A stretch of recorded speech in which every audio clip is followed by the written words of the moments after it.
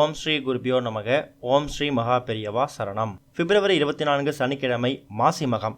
அன்னைக்கு தினம் இந்த ஒரு ஃபோட்டோவை கண்டிப்பாக உங்கள் பூஜையில் வச்சு நீங்கள் வழிபடணும்.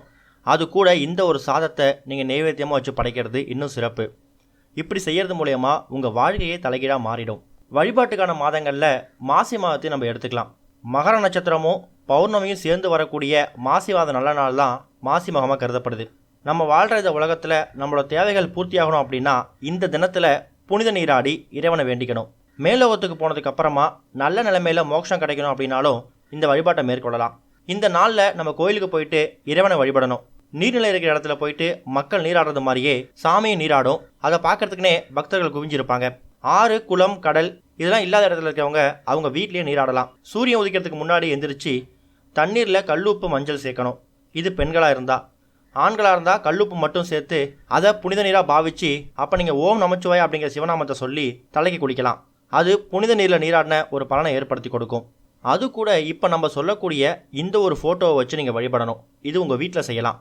அது என்ன வழிபாடு அப்படின்னா, ஒரு சின்னதாக மரப்பலகை ஒன்று எடுத்துக்கோங்க. அதில் கோலம் போட்டு சிவன், பார்வதி, விநாயகர், முருகன் இவங்க 4 பேரும் ஒன்றா இருக்கக்கூடிய சிவ பார்வதி குடும்ப படம்.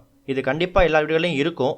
இல்லாதவங்க ஒரு 10 ரூபா ஃபோட்டோ, சின்ன ஃபோட்டோவாக இருந்தாலும் பரவாயில்ல, அதை வாங்கிட்டு வந்து அந்த மரப்பலகை மேலே கோலம் போட்டிருக்கீங்களே அந்த மரப்பலகை மேலே வச்சு அதுக்கு பூ சாற்றி அதுக்கு முன்னாடி சின்னதாக ஒரு அகல் தீபம் ஒன்று ஏற்றிக்கோங்க. அந்த சிவபார்வதி குடும்ப படத்துக்கு நீங்கள் உங்கள் கையால் சர்க்கரை பொங்கலை நைவேத்தியமாக படைக்கலாம்.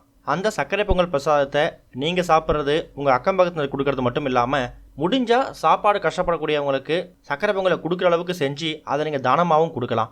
இல்லைனா அந்த சர்க்கரை பொங்கலை நீங்கள் சாப்பிட்டுட்டு சாப்பாட்டுக்கே வழி இல்லாமல் கஷ்டப்படக்கூடியவங்களுக்கு உங்கள் கையால் முடிஞ்ச அளவுக்கு ஏதாவது சாப்பாடு வாங்கி கொடுங்க, தானம் பண்ணுங்கள். அதுவும் அன்னதானம் ரொம்ப ரொம்ப சிறப்பு.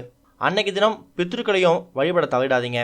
மாசி மக தினத்தில் கோவிலுக்கு போயிட்டு புனித நீராடிட்டு இறைவனை தரிசிக்கிறது ஒரு பக்கம் இருந்தாலும் உங்கள் வீட்டில் பண்ணக்கூடிய இந்த ஒரு சிவ பார்வதி பூஜை, அதுவும் அவங்க குடும்பமாக இருக்கிற ஃபோட்டோவை வச்சு நீங்கள் செய்கிறது உங்கள் குடும்பத்தில் சந்தோஷத்தை ஏற்படுத்தும்.